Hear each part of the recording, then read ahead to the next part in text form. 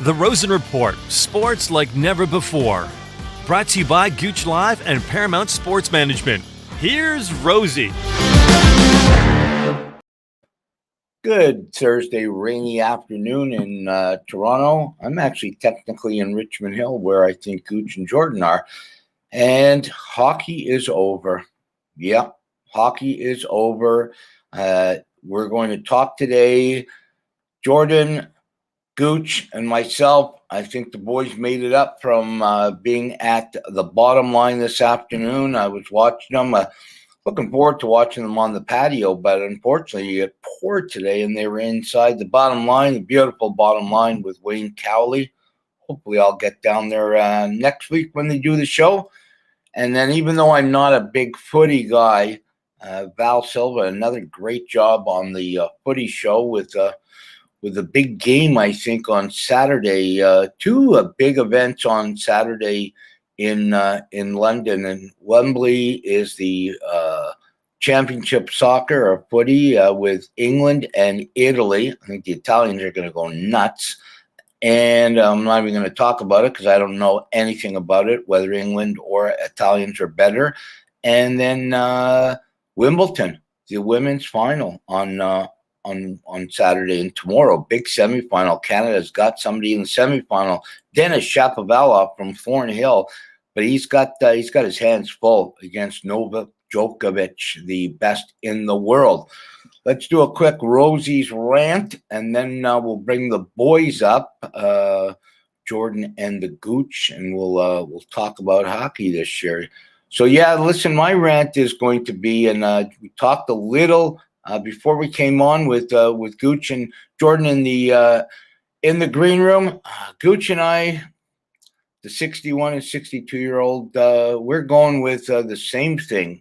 I am not a fan of Mr. Kucherov. You know what, buddy? You're a hell of a player.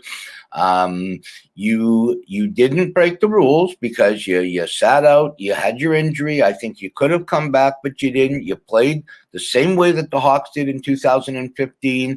You came back. You played great. I understand your buddy Vasilevsky. You're both Russian. You'll both be on the Russian team going to the Olympics in February in Beijing. But you did not have to do that last night. In my opinion, and I think Gooch's too, you come to the podium like a man. Put the shirt on, you put your Tampa shirt on. We don't need to see you half naked. The dressing room is one thing. They want to show cameras in the dressing room. Guys are half naked. They're drinking beer. Cool. Don't bring your beer. Put a shirt on. And don't throw the Montreal Canadiens fans. You know that you were the better team and you won. What are the fans supposed to do? Go, oh my God, we won game 4. This is going to be terrible. We're going to get killed. They're excited. They won a game. The Montreal Canadiens fans thought they would get killed by the Leafs. And they went a long way, and that's what fans do, Mr. Kucherov. Fans get excited. So take it easy, don't act like you wouldn't act like this in Russia. Don't act like this in North America. Be a man. Use your brains. There's young kids watching this. They don't need to see you with no shirt on, drinking beer, acting like a 2-year-old. I got a lot of respect for you as a hockey player. I got no respect for you as a person right now. Smarten up. That's it. That's my rant today. Anyways, let's bring the boys up. The Gooch, Kerry Goulet, and the Fanchild kid, Jordan LaRoche. I think Jordan's camera's not working, so he's got the background going. Gooch, yeah, sorry about that, guys. That's okay. Don't worry about it. There's the cup. Conn Smythe. So, Gooch, 30 seconds on we both agree. I know Jordan doesn't. He's a younger guy, but there's no point. Kucherov, no point. Well, here it is. I'm going to say this. No shirt, no service. You can't go in a restaurant without a shirt. You can't get service. Why is he walking up to a podium with a beer in the first place? I hope he's a sponsored beer. Or it could have been like Coca-Cola with Ronaldo. But seriously, all I want to say, and you're absolutely right, I have a lot of respect. I'm one of the guys that said, I fall in love with this kid's game. He was unbelievable. However, the Tampa Bay Lightning did not win the Stanley Cup this year because of him. in that series because he didn't have a couple of good games, but we've now learned. And Jordan, you can verify this. He played with a broken rib. And so maybe, he should have thought before he spoke. I don't think he should have tried to discourage or put a black mark on the Montreal Canadiens fans. That's what pays his salary. Like, they get sold out crowds in Montreal to watch him play. And if fans get disenchanted with them, they don't get sponsorship dollars. So my only thing is as a player of his status, and he knows people are watching him, he's got to have respect for the game. And that's what I think he did. He disrespected the game by coming up to the podium without a shirt and with a beer and making statements he shouldn't have made. Right. And I know, Jordan, you kind of disagree with us, but I think you kind of have to look at it, the fact that you just don't come to the podium like you don't. If you want to agree with what he said, and I don't get that, okay, because there's no reason to throw the fans under the bus. I want to understand why you think it's okay for him to come to the podium with a beer and with no shirt on. I mean, you just won the Stanley Cup, and you're in that room with everyone, and you don't really want to leave that. And yes, the media questions after the game are necessary for us and for the fans, but there is a human element to all of this. And although I don't agree with what he said entirely, he did go a little overboard there. But it shows a little personality, which the NHL, lacks more than any other sports league. I thought, well, it may not be. Sorry, any PR is good PR. So no, I disagree with you on that. And one thing that I'm going to say too is, when we won the gold medal, when you come in the dressing room and before you go out to do your media, and it's all done, Gooch, you've done it. You get out there to do your media. There's a PR guy, and Hockey Canada with what I played. Their PR guy, if I would have walked out without a shirt on or with a beer in my hand, we had plenty of beer in the dressing room when we won the gold medal. He's going to say, whoa, where are you going? No. And that's what should have happened. The PR guy for Tampa should have taken it out of Kucherov's hand. That's my opinion. Listen, I just want to add to Jordan. Listen, and we're not trying to beat you up, Jordan. Listen, yeah. You can have your own thought, and that's okay. But I think we also, yes, we have to have personalities, but that's where the PR department comes in and says, listen, there's a line and don't cross it. And here's a young lady, Charlene. I know she's young. Here she's coming up and saying, where was the Tampa Bay PR staff? Shouldn't they have had some control over what they put? And that's the only thing I disagree with the whole Kucherov thing. Had he had a shirt on, maybe the beer you can let go, but not disrespecting. It's not that he was caught in the dressing room, which has happened many times to many athletes. It's the fact that he knew he had to leave. And Jordan, I appreciate you saying that, he doesn't really want to leave the dressing room. What pays his salary? It's the fans want to hear. They want to live that. So he could have done it in a whole other way, and we would all been saying, what a great guy. I think he's the greatest guy. And he showed up with his Tampa Bay shirt on, or the hat that he just won for the Stanley Cup, or even come out without a shirt and had a scarf.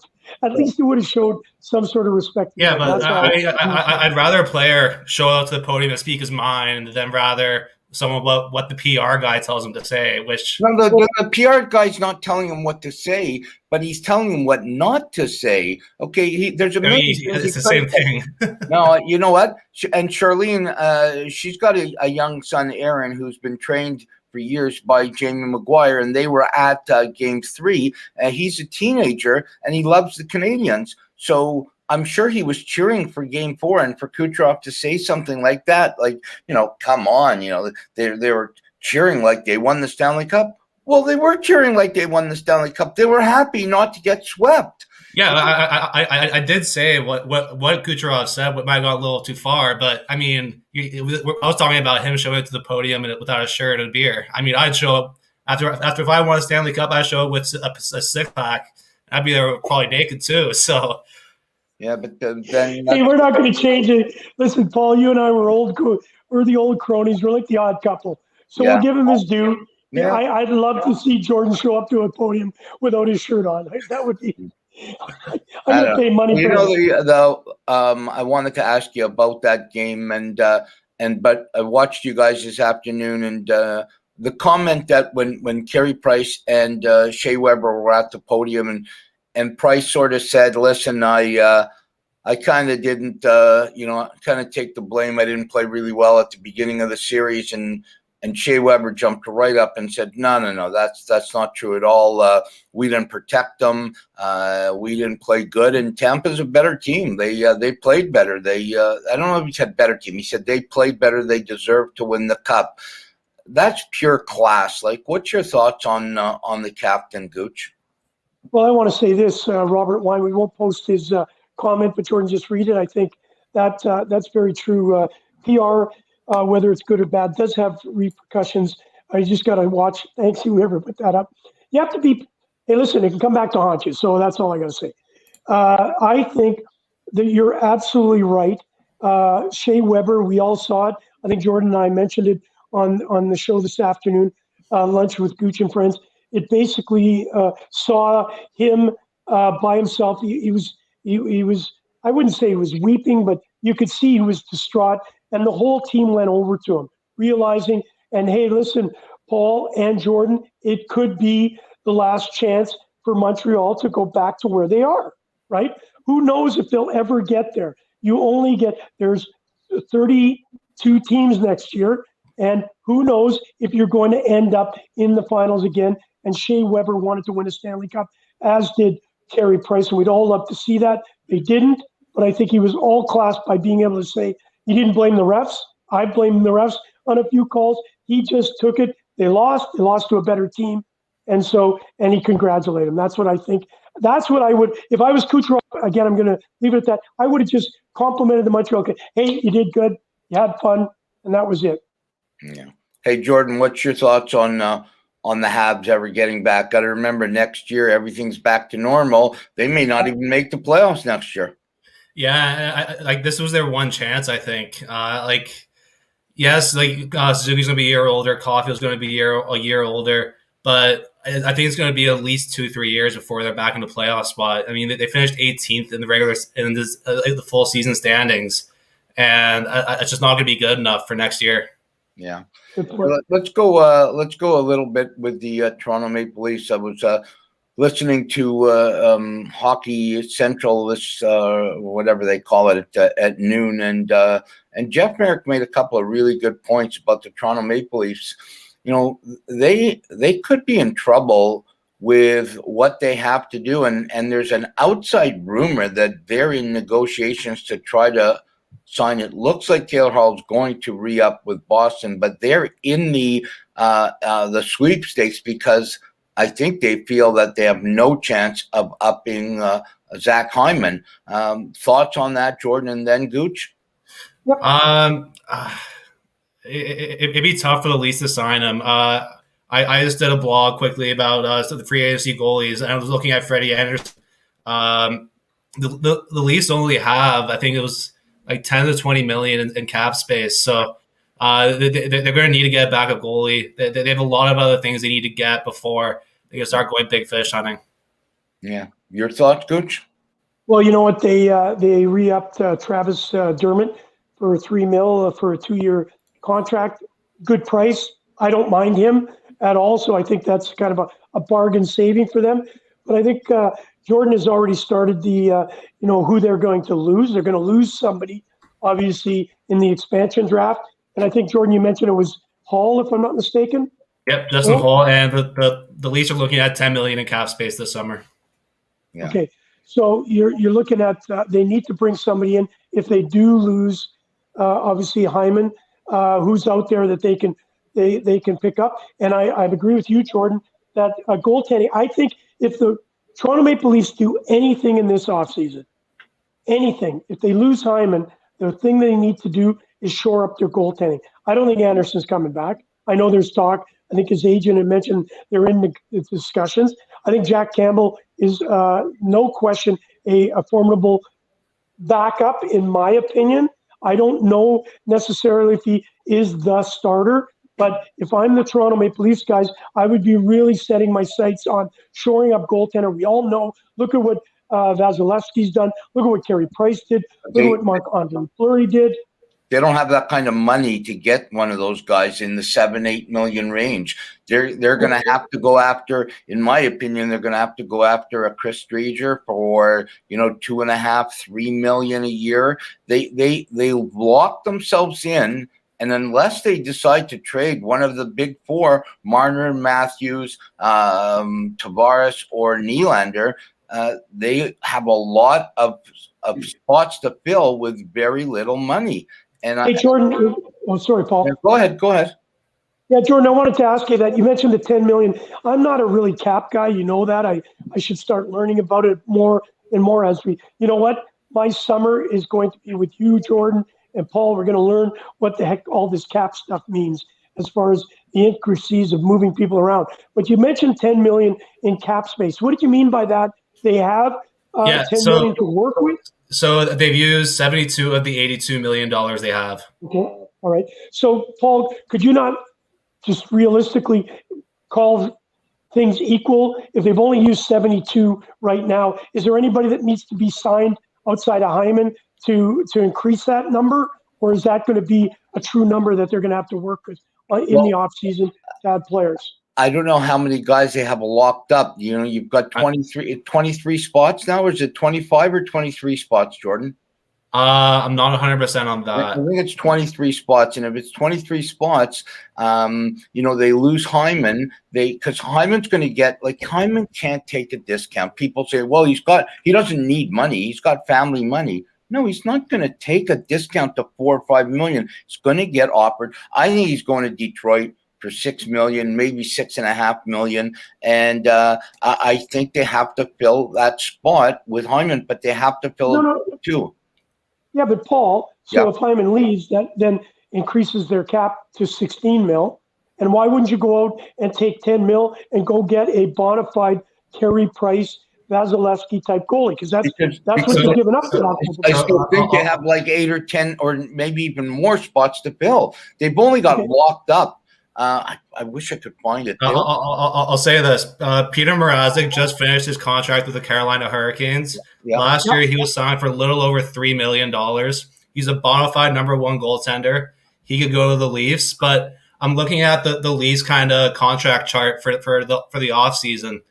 Yep. They got to re-sign a lot of people. Nick Foligno, Joe Thornton, Riley Nash, Galchenyuk, Hyman, Ben Hutton, Zach Bogosian, Anderson, and Riddick are free agents as well. So they really have to fill out the bottom six, and then maybe they can stretch for a Mrazek or a Driedger. But it'll have to be one of those two goalies for sure. They have sorry, real quick. They have only goalies they have locked up are Hutchison, because I didn't know that, but Jamie told me Hutch is locked up for 2 more years with Toronto because he's on the 3-year deal, and Campbell. So they need a name, and I think Driedger's a perfect fit. And if not here in Winnipeg, I don't think he's going back to Florida, Gooch. Yeah, Jordan. So what kind of money do you think they'd have available to throw at a goaltender? It's not going to be much. It depends. It depends who they want to get for their fourth line and the bottom pairing. I think that's where it really come down to. Plus, they're going to lose the contract in the expansion draft as well. Right. But they could probably get a $3 million goalie, $2 million, and Driedger and Mrazek fall into both of those. So, yeah. Well, what's going to be exciting, Paul, is that on July the 17th, teams must send in their protection list. On July the 21st, the Seattle Kraken expansion draft. That's going to be exciting. We're going to be all making. I know you've already started it, Jordan. We're going to do that. Pick a player from each team that's eligible. What the Seattle Kraken's going to look like. July the 23rd, 24th is the NHL entry draft. We're going to do a show on that, and then July 28th is free agency signing, Paul. And I think that's going to be exciting. But Jordan, if you don't mind, I know you guys have already done a mock one. Throw some of the names up that you think may be in that Seattle Kraken. Paul, I know you've probably got some good ideas also.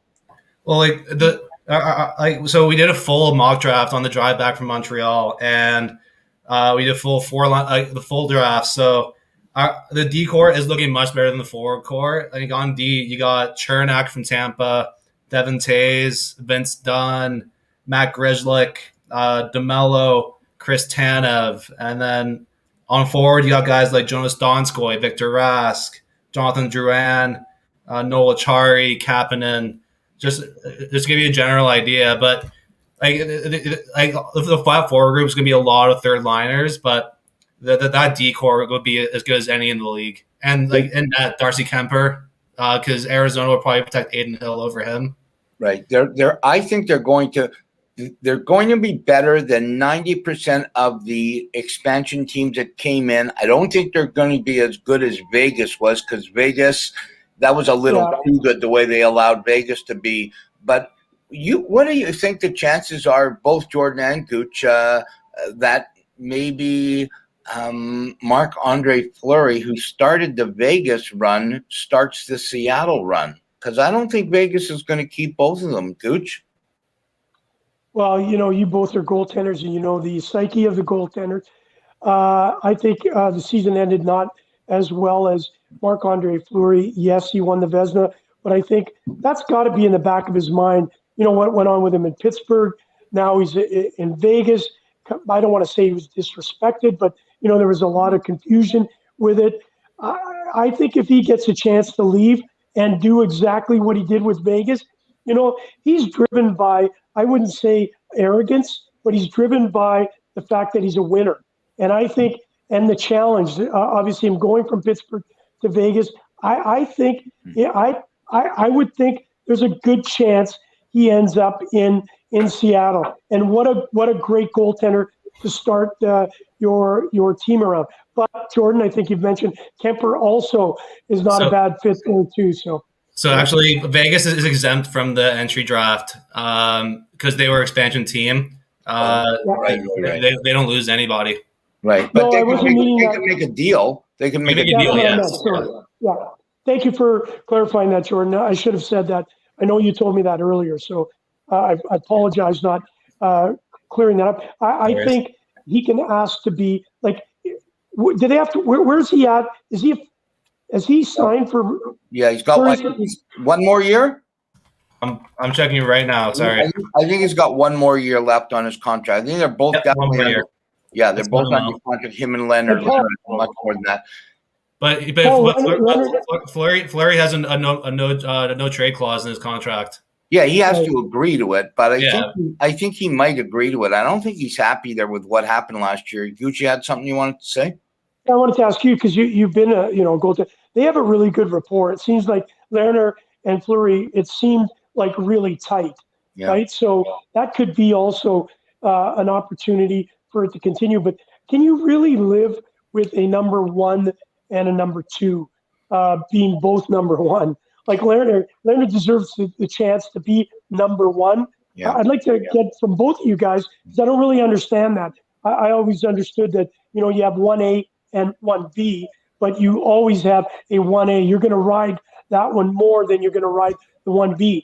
I think you can do it in the regular season, Jordan. I can see if you agree with me. I think you can do it in the regular season. I think it gets tricky in the playoffs, and I think Vegas didn't handle it properly at the end. I think they played around with Fleury's head. I think not playing him that one game really messed him up. And, ultimately Vegas did not play well against Montreal, and it wasn't the goaltending fault. Fleury let a couple of stinkers in, but he made some incredible stops. And the other really quick thing, when you said that, it reminded me of something that Kucherov said that we didn't even talk about when he threw Fleury under the bus, and he said, Vasilevsky was great, and yes, he should have won the Conn Smythe. But then he talked about the Vezina last year, remember? And he said, who won the Vezina? The guy from Vegas, Fleury. Like, he talked about him like he's a piece of garbage. Like, I don't know. I don't want to get back into it, but I'm not a fan of Kucherov on what he said. George, thoughts on Fleury and what happened with the way he was played around with? Yeah, like ever since Pete DeBauer got there, he's kind of shown a favoritism towards Leonard.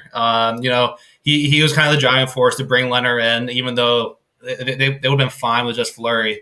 But however, I do think Fleury's going to be the one on the move if either of them are. And just because Leonard's 7 years younger than Fleury. Fleury's 36 now. So you kind of playing with fire there as he gets towards the twilight of his career. Whereas Leonard, he's still got a good few years left in him.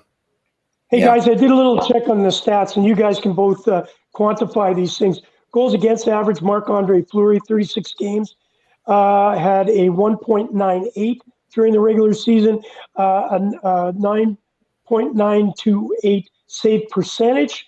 Leonard was 2.29 and 0.913. Are those big enough of a change in numbers that you would lean on one versus the other? I don't Obviously, think so. Fleury And Leonard battled some injuries. I think if they stay with both, they're okay. If they let one go, they're going to let Fleury go. But like Jordan said, Fleury's got the no trade, so he has to agree with it. Just like Price, if somehow they decided to let him go, he has to agree to it with all these no trade contracts. Yep. Hey, Paul, how much influence will the agent have? Obviously, we know a little kerfuffle at the beginning. Alan Walsh. Not happen. Walsh may say, listen, it's time, or let's go. We got a great opportunity to go to a franchise. Hey, Las Vegas is a great place to play. Let's call a spade a spade. Seattle ain't going to be not a bad place to play either. Low state tax as well. Yeah. Kraken. We've never talked about that. What's your thoughts on the name, like the Kraken? I don't get the name, the Seattle Kraken. I think a lot of people are going to make like stupid jokes about the Kraken. Thoughts on that? Jordan, you go first. Well, they set up Here Comes the Kraken pretty easily, but I like it personally. It's kind of cool. It's a different look for the NHL, and we're kind of getting this new age of the game, and young why kid. not, right? These young kids. What's new is old. They can have on their third jersey. It can be a picture of a plumber with his pants down low and call it the Kraken are coming. Listen, I don't mind it, actually. I got to go with the young kid. I think, you need a fresh – listen, when you see the count up there giving away the Stanley Cup, anything can happen in the NHL. I think it's really important that they do have Jordans of the world excited about the game because, us old fogies, we watched that. Obviously, we had sentimental we were sentimental for the Montreal Canadiens for the simple fact that I still remember, the 93 Stanley Cup champions. I don't know how much Jordan would have remembered of it, but I do believe it's important that they go without conventionality. I think they need to start doing things new. I think colors, they've really changed. We never did the show, and Jordan, you and I talked about it several times, about the new third jerseys. That's some right. Some of them were absolutely god-awful, but some of them were pretty intriguing and you know which ones got the most amount of response? Were the throwbacks. Yeah. Colorado, LA too. I wanted to speak. Sorry for jumping on you sometimes, Jordan. No worries. I can't see your face, so I don't know when you're talking with no camera. But you guys talked about disappointments on the show today, and I agree with you 100% on the refereeing, and I do believe that refereeing at the highest level is very difficult. But I think the NHL has an issue. And I think Gary Bettman, with his attitude, is kind of sweeping it under the rug. And I want to know from both of you, from my age and our vintage, and then from you, Jordan, as a younger guy, what do you do? Do you just say, don't worry about it, it'll be fine next year? Or do you actually have a little summit with the GMs and figure something out? Because I don't think the refereeing was good. Gooch? Okay, I'll go. I want to do a shout out to Robert Wine. He's always there for us. Thank you for joining us. Whenever I hear the Kraken, I think of Lord of the Rings because of that was the monster in it. Okay. I think of that rum at the bottom of the ocean. He goes and swims for the case or whatever. That's what I think of when I think of Kraken. You know what? Jordan and I did talk about this today. I know we can all be really hard on the refereeing. I know it's not easy, as we know. But I think we've had this discussion before. All you want is consistency. That's all you need. What's a penalty in the first period is a penalty in the third period. And I think what they've allowed to go from the game, they have these penalties that are just absolutely ridiculous. The shot over the glass gets a 2 minute, but yet you can cross-check somebody from behind in the neck into the boards, and you're lucky you get a penalty. And some of these penalties are caught true blood, and they're all judgment calls.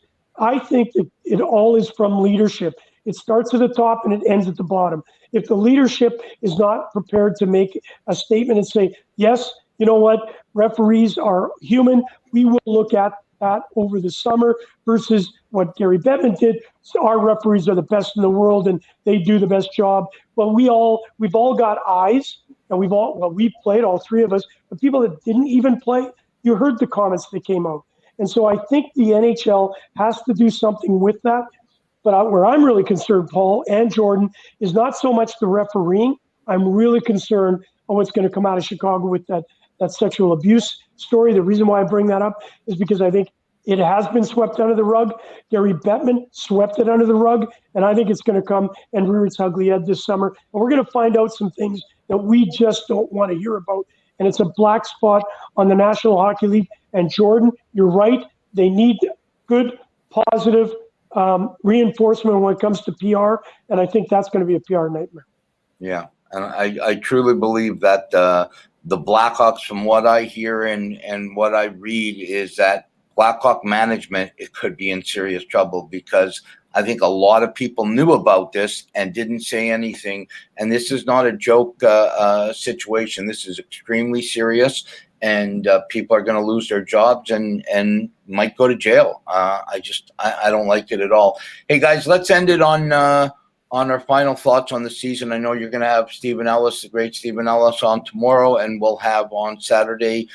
We will have a quick roundtable on Saturday. It's actually my anniversary. 2 years I've been with Ariana on Saturday, so we're great. We're gonna try to do something. 2 years ago we started going out, which is like, I can't believe he has put up with me for 2 years. But I guess there's someone for everyone. There's someone for everyone. Let's put it that way. I'll go with mine. I thought the NHL did a pretty good job this year to get all the games in with COVID, with what the potential trouble, with Vancouver. It didn't look like they were going to play, and everything that happened this year. I'll give kudos to the league for getting it in, to the players for hanging tough with what might have been a real difficult situation, and for real good hockey. The best team, in my opinion, won the Stanley Cup. Tampa deserved it. I love the season. Gooch, you go last. Jordan?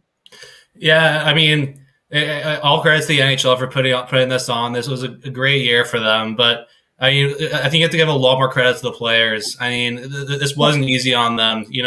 They couldn't go out. They couldn't leave their homes. They had to stay in the hotel in separate rooms.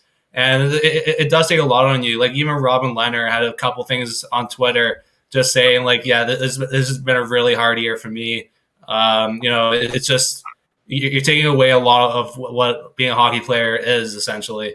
And, hopefully next year things will be a little more normal, but we'll have to wait and see. And hopefully the summer doesn't stay too long. Yeah. Gooch?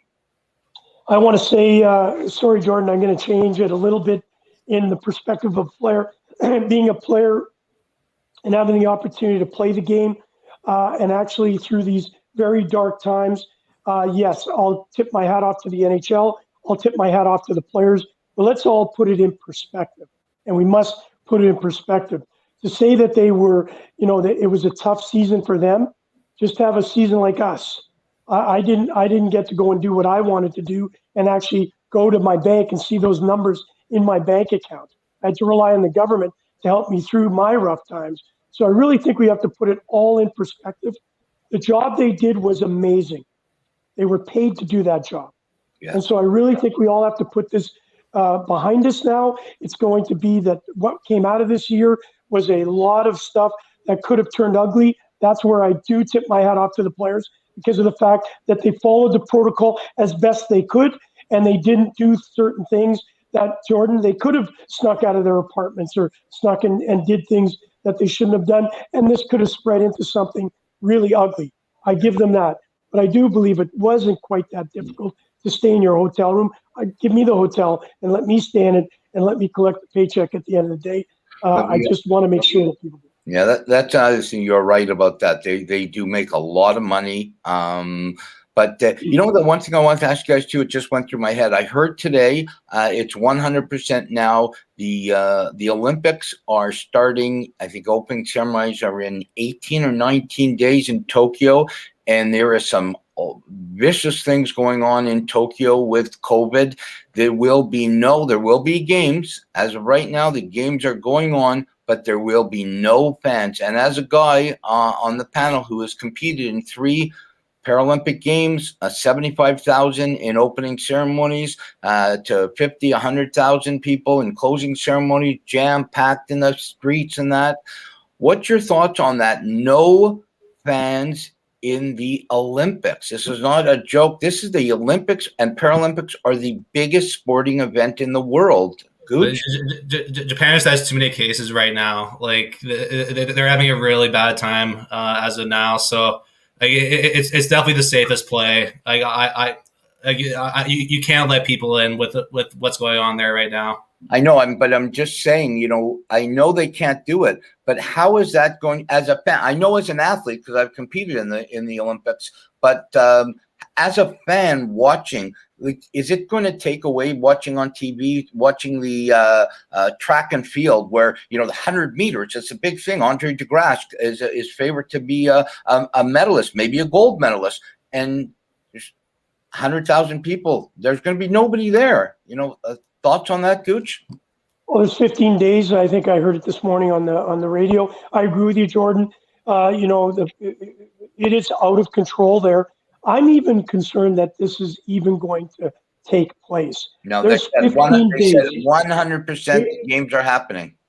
Let me 100%. We can all make guarantees. Yep. What happens if it runs through the athletes? Then we're going to have something a little bit different. All right. So I'm concerned about the athletes' health first. So I think you had said it best.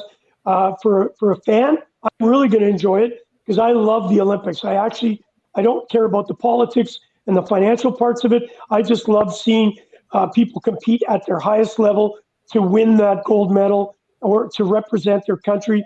And even if they don't medal, just have their personal best. I think that is absolutely tremendous. I think not having fans there will, you know, take away from the actual experience. But I think every athlete that's going there is going there with representing their country and wanting to do their best. And all I can say, I hope for all those athletes, they stay safe, they enjoy, they come back to their countries without any issues and come back with a smile on their face saying, I did my best. I agree. Absolutely agree. Looking forward to tomorrow. It's 4:00, right? You and Stephen Ellis. Yes, sir.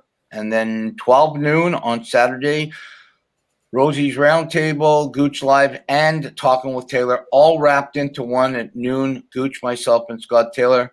Thanks a lot, boys. Appreciate it. Jordan, I can't see your face, so I don't know what you're doing, but thanks for coming on, and talk to you guys tomorrow. See you, Rosey. He's online looking for a new camera. We love it. Hey, right. Rosey, always a pleasure. Thank you for having us on, and we look forward to seeing you, obviously, at the Rosen report, the roundtable. We're going to have a blast because I know that Scott Taylor's going to wrap it up like nobody's wrapped it up before. And I want to hear his opinion on Kucherov. I love it. He's right. Our age, don't forget. Yeah, yes. Thanks, guys. See ya. Yep.